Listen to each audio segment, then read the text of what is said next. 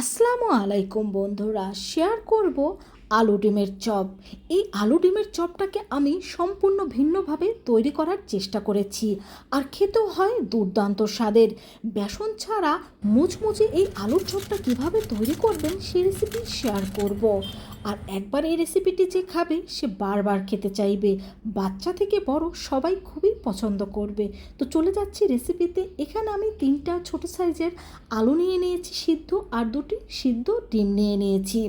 তো ডিম দুটোকে আমি সরিয়ে রাখছি, আর ডিম দুটোকে সরিয়ে এখন এই আলু 3টাকে আমি ভালোভাবে হাত দিয়ে ভর্তা করে নেব।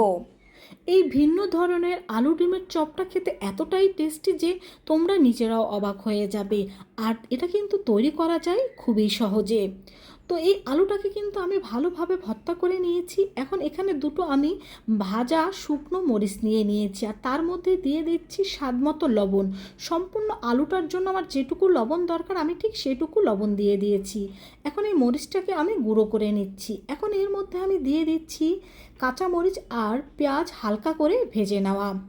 এই ভর্তায় আমরা তেল ব্যবহার করব না, এই পেঁয়াজ ভাজার মধ্যেই কিন্তু তেলটা রয়েছে। আর পেঁয়াজ মরিচ এভাবে ভেজে ব্যবহার করলে কিন্তু এই আলু ভর্তাটা অনেক বেশি টেস্টি হয়। দিয়ে দিচ্ছি কিছু ধনিয়া পাতা কুচি, আর দিয়ে দিচ্ছি এখানে ম্যাজিক মশলা, আর দিয়ে দিচ্ছি 1 চিমটির মতো গরম মশলা গুঁড়ো। এখন এই সব উপকরণের সাথে এই আলুটাকে আমি ভালোভাবে ভর্তা করে নেব। বন্ধুরা, এখানে আমি পেঁয়াজ মরিচটাকে ভেজে ব্যবহার করেছি, তোমরা চাইলে কিন্তু কাঁচাটাও ব্যবহার করতে পারো। তবে এভাবে ভেজে ব্যবহার করলে কিন্তু এর আলুর টেস্টটা অনেক গুণে বেড়ে যায়। তো আলু ভর্তাটা আমাদের তৈরি। এখন যে 2টো ডিম সিদ্ধ করে রেখেছিলাম, এখন এই ডিম দুটোকে আমি কেটে নেব। আর এই 2টো ডিম দিয়ে কিন্তু আমাদের মোট 4টা আলু ডিমের চপ হবে।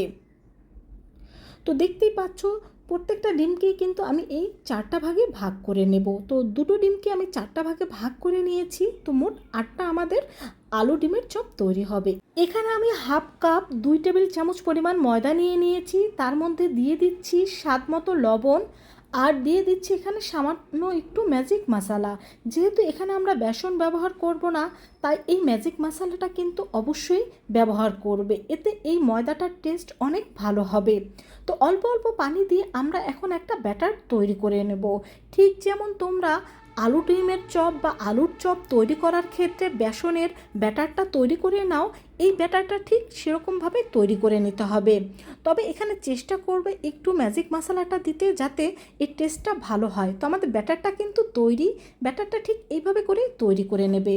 এখন এই ব্যাটারটাকে আমি 5 মিনিটের জন্য রেস্টে রেখে দেব। আর এখানে আমি নিয়ে নিয়েছি 1 প্যাকেট ম্যাগি নুডলস। এখন এই নুডলসটাকে আমি ভালোভাবে গুঁড়া করে নেব। বন্ধুরা, এখানে আমি প্রথমে 1 প্যাকেট ম্যাগি নুডলস নিয়ে নিয়েছিলাম, পরে কিন্তু আরও 1 প্যাকেট নিয়ে নিয়েছিলাম। তো এর মধ্যে এখন গুঁড়া করা ম্যাগিটাকে আমি ঢেলে দিচ্ছি। আর এখন এই একটা একটা ডিমের পিস নিয়ে আমরা একটা একটা করে আলুর চপ তৈরি করে নেব। তো অল্প অল্প করে আলু নিয়ে এই ডিমটাকে আমরা ভালোভাবে এই আলু দিয়ে ঢেকে দেব।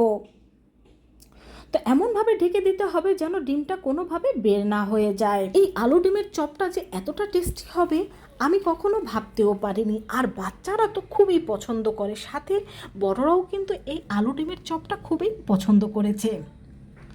তো সম্পূর্ণ ডিমটাকে আমি ঢেকে দিয়েছি, এরই মধ্যে কিন্তু আমার একটা আলু ডিমের চপ তৈরি হয়ে গিয়েছে। আর ঠিক একইভাবে আমি সবগুলো আলু ডিমের চপ তৈরি করে নিয়েছি, দেখতেই পাচ্ছ। এখন এটাকে আমরা কোট করে নেব। তো যে ময়দাটা আমরা এখানে গুলিয়ে রেখেছিলাম সে ময়দার মধ্যে দিয়ে এটাকে ভালোভাবে আমরা ময়দার ব্যাটার দিয়ে কভার করে নেব। তো এই কাজটা অবশ্যই ভালোভাবে করে নিতে হবে।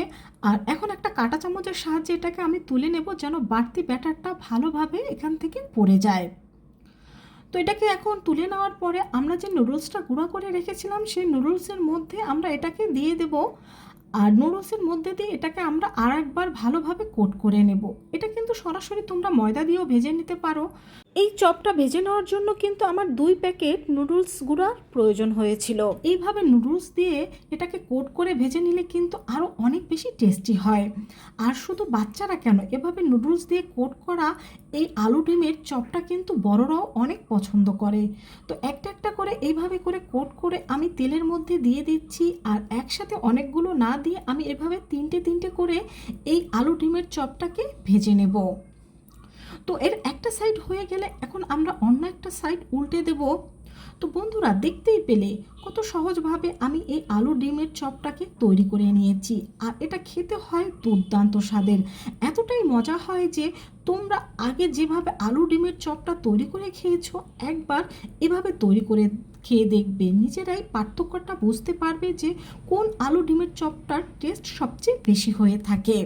তো এর মধ্যে আমাদের চপটা ভাজা হয়ে গিয়েছে, এখন এগুলোকে আমি তুলে নিচ্ছি আর একে একে করে কিন্তু সব আলু ডিমের চপগুলো আমি এইভাবে করেই ভেজে নেব। বন্ধুরা দেখেই বুঝতে পারছো এটা কিন্তু অনেক দেখতে লোভনীয় হয়েছে। আর নুডলস দিয়ে এভাবে ভেজে নেওয়ার কারণে কিন্তু এর স্বাদ অনেকটা বেড়ে যায়। তো হুবহু এই রেসিপিটা ফলো করে তোমরা কিন্তু এরকম মুচমুচে এই আলু ডিমের চপটা তৈরি করে নিতে পারো আর দিতে পারো বাচ্চাদের টিফিনে অথবা সকাল বিকেলের নাস্তায়। শুধু বাচ্চারা নয়, বড়রাও দেখবে এই নাস্তাটা খুবই পছন্দ করে থাকে।